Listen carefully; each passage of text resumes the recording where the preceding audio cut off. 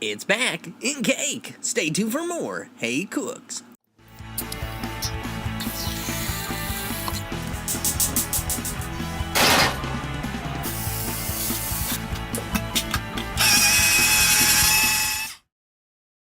Today we're going to be creating Pennywise.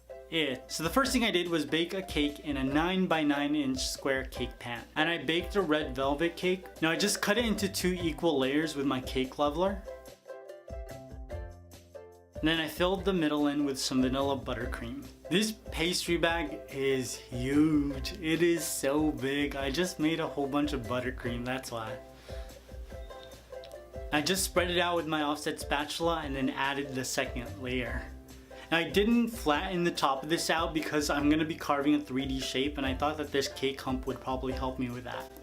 Now I printed out the shape of Pennywise's head, I placed it onto my cake, and then I cut it out with my IKEA knife. Removed the excess, revealing my beautiful Pennywise shape, and then placed it onto my cake stand.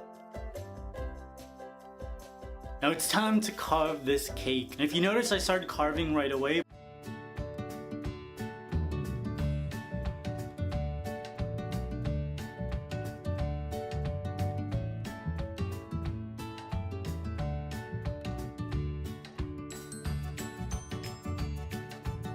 This was really time consuming because I wanted to make sure I got all of the details right. Now the first thing I did was make sure that his forehead was going to be higher than the rest of his face. This character, man, he's got like this huge Neanderthal slope. And then I carved away at his eyes just so that they would be a little bit more sunken in.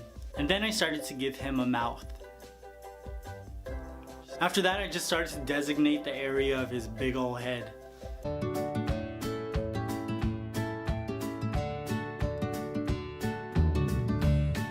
I want to make sure I separate his forehead from his like luscious locks.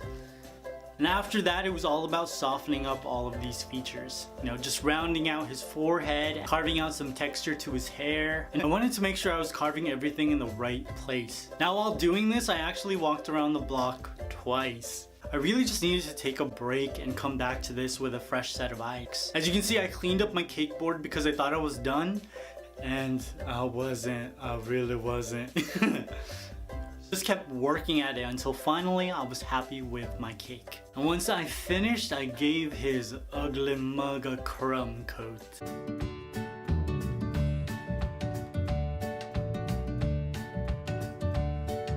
Now I placed this into the fridge to chill, and then I took it out and covered it with a white piece of fondant. I was actually going to cover his face and his hair separately, but then I thought, better not. I just tried to make sure that all of the fondant fell into all of those carved crevices I created. And then cut away the excess with my IKEA knife. $1.50, y'all.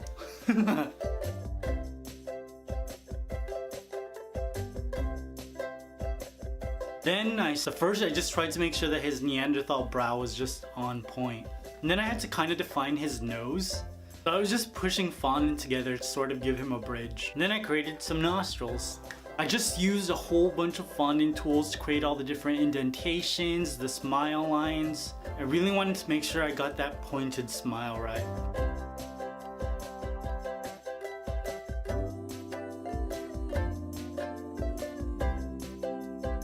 And then I decided to give his hair some texture. So Bill Skarsgård is the guy who plays Pennywise. Once I was finished with his face, I applied some copper pieces of fondant for his hair. I did this in 5 different segments just so I could have a little bit more control about where the fondant fell. Placed it on, just attached it with a little bit of vodka, and then cut off the excess with, you know it, my IKEA knife. I took some more fondant tools to create some texture in his hair. Now I'm not creating straight lines, I'm just using the picture as a reference and also my imagination to try and figure out where exactly the hair would fall, where it would sort of curl. I don't know what I'm doing, you guys. But again, focusing on 3D, so I'm pushing down hard in some areas and then just creating some very shallow indentations in others. I wanted even more texture, so I took my X-Acto knife and I started to cut into the fondant. I'm just using all of my previous indentations to dictate where all of these slits go. I just worked my entire way around Pennywise's head.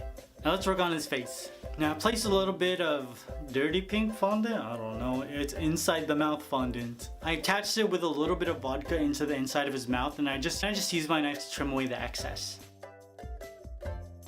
After I just added his like juicy bottom lip, he's always like drooling. I added his 2 bunny teeth, which are cute but also terrifying. At first, I'm actually gonna start with a little bit of contouring. Mix some white and some black luster dust to become this dark gray.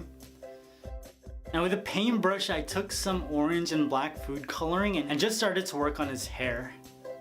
The darker colors added shadow, and then I took a little bit of yellow and white and created the opposite on the other side and gave him some highlights. And I used a little bit of copper food coloring just to blend the copper fondant into his head so it actually looked like hair follicles. At this point, my confidence was growing, you guys. I took another paintbrush and using some black food coloring, I just filled in his eyes. I'm using a Q-tip and some luster dust just to soften up the black around his eyes. He's looking good, he's looking really good. Now with some red food coloring, I gave some definition and color to his upper and his lower lip. And then I created his signature clown makeup.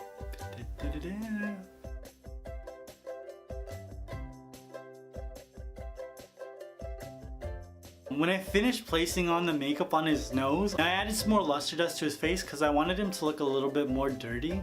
This guy's a sewer rat.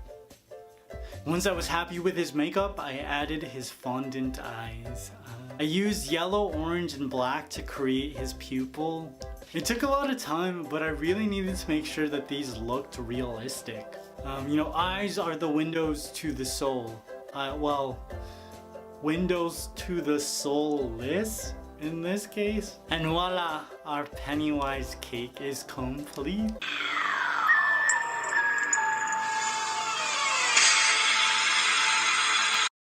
And thank you for watching. And don't forget to like, comment, and subscribe, and tell your friends. And stay tuned for another episode of Hey Cooks!